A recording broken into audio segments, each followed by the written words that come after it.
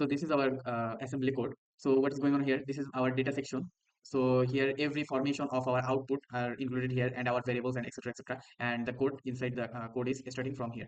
So let's give you a brief example about the code.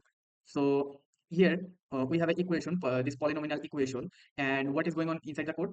Whenever we put loop as 1, suppose we put the loop as 1, then the value of x, you see the value of x would be replaced with 1. So that means it will be 3 multiple with 1 cube plus it will get the result, then it will shift here and then count the result and add it both, and then it will shift here and it will be 30 in multiply with 1, then get the result and again add the previous 2, and after that it will add 40.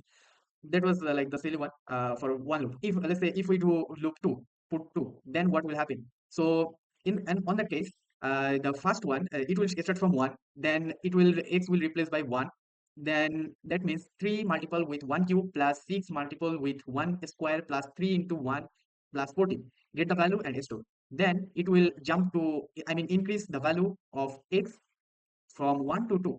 Then it will be 3 multiple with 2 cube plus 6 multiple with 2 square plus 3 multiple with 2 plus 4, and get the result, I mean addition. Then the previous for 1, x value 1, and now the value for x2, we will add it the both value, and then we will submit the value, I mean we will show the value as our sum of the our polynomial. So let's begin and run the code. So here it's asking for loop. So let's put loop 2 as I mentioned. So here what is showing here? So when I put 2, it's capturing our first time stamp. This is our first time stamp when the code started, and this is our second time stamp. That means second means the final one. The code is already finished. So then for our difference of execution time, that means like how much time it takes to execute the whole code. I mean 2 loops. It takes only 38. We just doing subtraction from these two values and then get the result. And the polynomial I already mentioned in the explanation previously. The value we are getting as polynomial is 175. That means for the first one we get something, and the second, for second if we put x value as 2, then we will get something and then put I mean together, and it will be 175. Okay, let's run the code again. Let's say now I want to do it for 50 looping, right? So here you see it takes some times for 50 loops, the our first time, our finish time, and then subtract, and this is our value. So let's we do for 100 loop. So for 100 loop, this is our first start time, this is our last time, and this is the subtraction and the value of our polynomial equation. This equation here, this equation is 47366.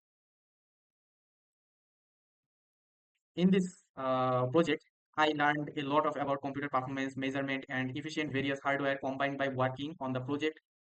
Like I use Task Manager, Geekbench, CPUJet, and mini tools and others. And for the using for the new tools, I need to do research by myself, like with the help of AI, and also need to watch some tutorials. And then there are some misconception in my mind. Then when I just go and go through this project and work with the project, and thus I feel okay. I had this misconception, and now I know the truth.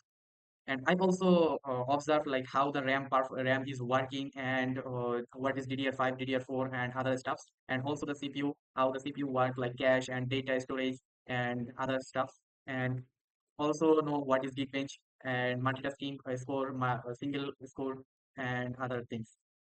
So this is my part. Thank you. Okay, so this is our assembly code. I write down the assembly code, and with the assembly code, we usually calculating our benchmark. So the code usually do if we put 50, then the loop will do 50 times, and then we capture our first time and our last time, and at the end we will do subtraction and get the value for how much time it takes for 50 loop, then 100 loop, and then here. And here is a great visualization for our every loop, like 15, 100, 200, 500, 700, and 1000. And you can see whenever the loop is increasing, and also the time taking for the execution is increased slightly. So here I write down some comparison, like low load for 200 sorry 50 to 200 loops, it will take from 7 80 millisecond to 3100 millisecond. But if I do moderate loops like 500 to 700, then it usually takes 770 7763 to 10901 millisecond.